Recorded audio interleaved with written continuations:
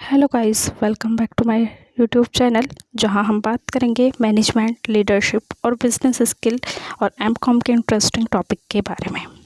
Management को simple language में समझना है तो ये चैनल आपके लिए परफेक्ट है। लेटेस्ट अपडेट के लिए सब्सक्राइब करना ना भूलें और बेल आइकन ज़रूर दबाएं। अभी तक हमने मैनेजरियल फंक्शन के 4-5 वीडियो अपलोड की हैं, जो कि हमारी वीडियोस थी जिन पे छोटे छोटे टॉपिक्स थे, जैसे कि power, delegation of authority, decentralization, coordination and all. तो इनके लिए हमने कर चुकी हैं वीडियो अपलोड। अगर आपको देखना है तो इस वीडियो के डिस्क्रिप्शन में उनकी लिंक है, आप वो वीडियो देख सकते हैं। कंट्रोल, तो अब हम कंट्रोल के बारे में पढ़ेंगे। कंट्रोलिंग जो होता है एक मैनेजमेंट का एक इम्पॉर्टेंट फंक्शन है और ये बाकी सब मैनेजमेंट फंक्शन से रिलेटेड होता है और बाकी सारे फंक्शन इफ़ेक्टिव तरीके से कंप्लीट नहीं हो सकते अगर कंट्रोलिंग फंक्शन का परफॉर्मेंस नहीं होता। कंट्रोलिंग एक कंपैरिजन और वेरिफिकेशन प्रोसेस है जिसके थ्रू ऑर्गेनाइजेशनल एक्टिविटीज़ को प्री डिटरमाइंड गोल्स की तरफ बैलेंस किया जा सकता है और मेंटेन किया जा सकता है। अगर प्लान्ड कोर्स ऑफ एक्शन में कोई डेविएशन होती है तो कंट्रोलिंग करेक्टिव मेजर्स लेने में हेल्प करता है। फिर आ जाते हैं इसकी डेफिनेशन पर। कंट्रोल का मतलब होता है किसी चीज़ को उस डायरेक्शन में गाइड करना जहाँ ये जाना चाहिए। कंट्रोल ये देखने के लिए होता है कि आप कहाँ जाना चाहते हो, देखते रहने कि आप सही रास्ते पर और स्केड्यूल पर हो, और अगर कोई वेरिएशन होता है तो ऑर्डर्स देना उसको करेक्ट करने के लिए ये कंट्रोल होता है। फिर आ जाते हैं हम कंट्रोल के प्रोसेस ऑफ कंट्रोल और steps in the control process. First है establishment standards.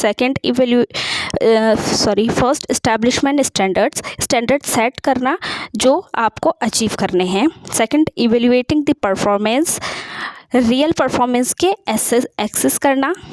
Number 3, comparing with the standards, actual performance को स्टैंडर्ड के साथ कंपेयर करना। टेकिंग करेक्टिव एक्शंस, अगर कोई डिफरेंस या डेविएशन हो तो उसको करेक्ट करना। फिर आ जाते हैं हम टेक्निक्स पर।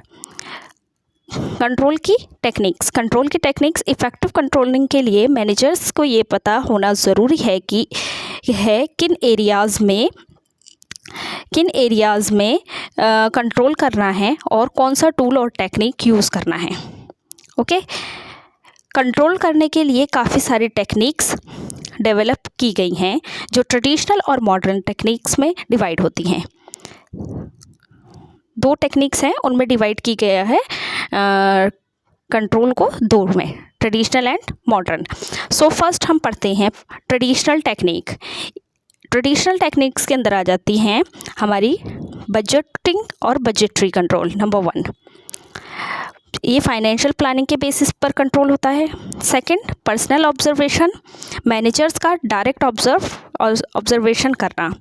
थर्ड, कॉस्ट कंट्रोल, कॉस्ट्स को कंट्रोल करना। नंबर 4, स्टैटिस्टिकल कंट्रोल, डेटा और फिगर्स के थ्रू कंट्रोल करना। ठीक है, break even point, BEP, profitability assess करना। Production planning control. Number 6, production का प्लानिंग और स्केड्यूलिंग। फिर आ जाती हैं हमारी मॉडर्न टेक्निक्स। इसकी मॉडर्न टेक्निक्स कौन कौन सी हैं? इसके अंदर होती हैं ये CPM, मतलब critical path method, PERT, program evaluation and review technique. Project management tools जो प्रोजेक्ट का टाइम और रिसोर्सेज को ऑप्टिमाइज करते हैं। Second, ROI, return on investment पर जो प्रॉफिट मिलता है उसका analysis.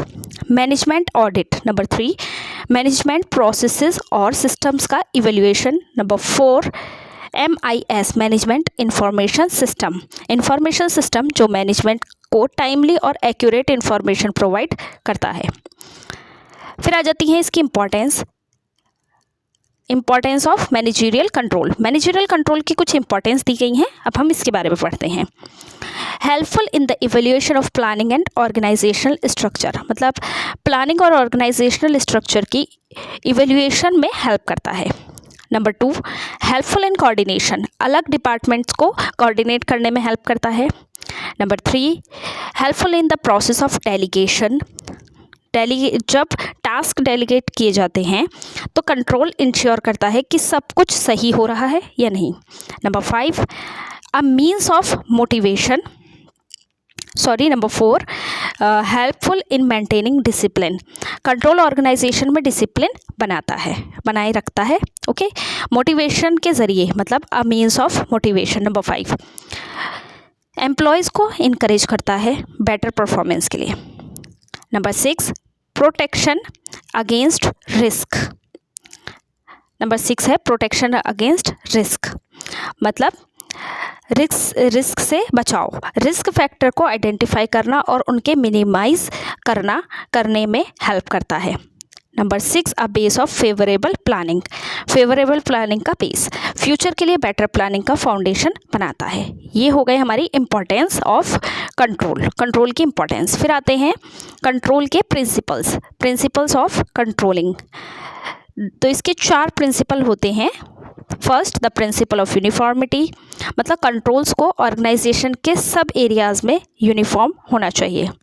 Number 2, the principle of comparison, performance को स्टैंडर्ड्स के साथ रेगुलरली कंपेयर करना ज़रूरी है।